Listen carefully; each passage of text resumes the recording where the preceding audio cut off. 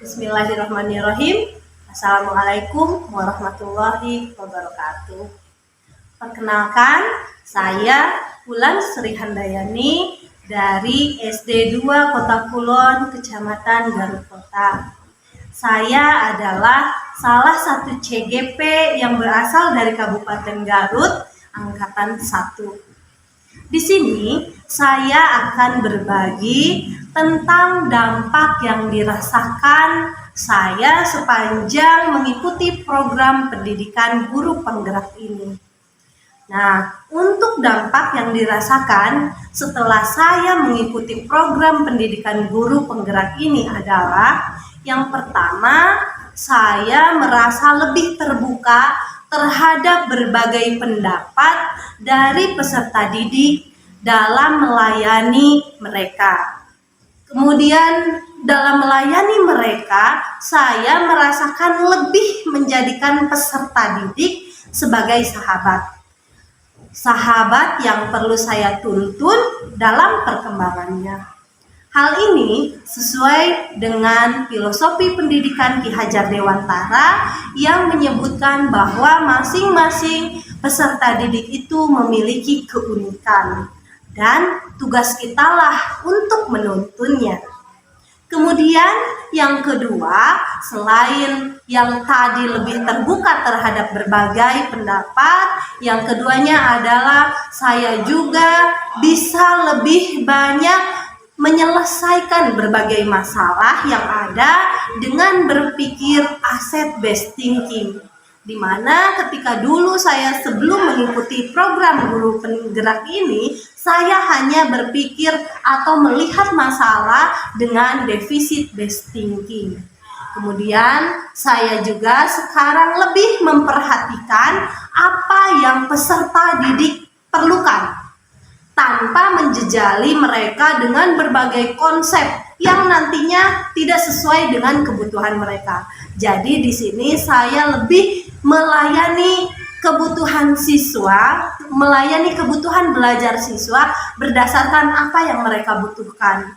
Nah, di sini manajemen aset merupakan salah satu teknik yang saya gunakan dalam pembelajaran, sehingga saya bisa melayani kebutuhan belajar mereka.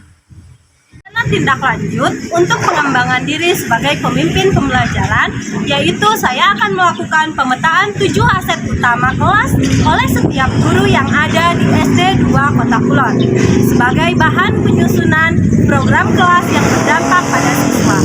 Sedangkan aktivitas yang dilakukannya yaitu melakukan pemetaan aset yang dimiliki oleh kelas masing-masing dengan mengacu pada 7 modal utama sekolah yang terdiri dari modal manusia, modal sosial, modal politik, modal lingkungan alam, modal finansial, modal fisik, modal agama, dan modal budaya. Sedangkan untuk pelaksanaannya adalah semester 1 tahun pelajaran 2021-2022. Untuk sumber daya atau dukungan yang diperlukan adalah keterlibatan semua unsur praktisi sekolah, mulai dari kepala sekolah, terutama guru kelas, siswa, paguyuban, dan semua komponen 7 aset utama lingkungan kelas masing-masing. Adapun indikator keberhasilannya yaitu tersusunnya pemetaan aset yang ada di setiap kelas sehingga nanti akan dijadikan bahan dalam pemetaan aset sekolah sebagai bahan dasar dalam penyusunan program sekolah yang berdampak pada siswa. Rencana tindak lanjut untuk program sekolah yaitu saya akan menyusun RPP berdiferensiasi yang sesuai dengan kelasnya masing-masing sehingga terlayani kebutuhan belajar siswa yang heterogen. Adapun langkah kegiatan yang dilakukan, yang pertama adalah pemetaan kebutuhan belajar setiap siswa dan setiap kelas. Kemudian yang kedua, mensosialisasikan format RPP berdiferensiasi.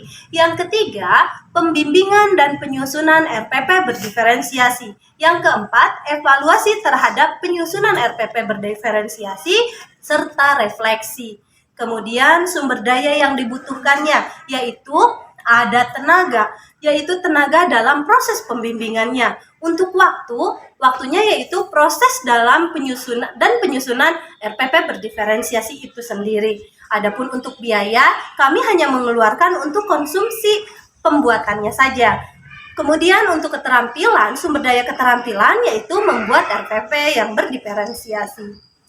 Selain itu, komunitas praktisi yang dilibatkan dalam pelaksanaan program tersebut yaitu yang pertama, kepala sekolah sebagai penanggung jawab, yang kedua, saya sendiri yaitu CGP sebagai pembimbing, yang ketiga, guru kelas sebagai penyusun RPP berdiferensiasi, yang keempat, komite dan paguyuban orang tua dapat dilibatkan dalam proses pemetaan kebutuhan belajar siswa.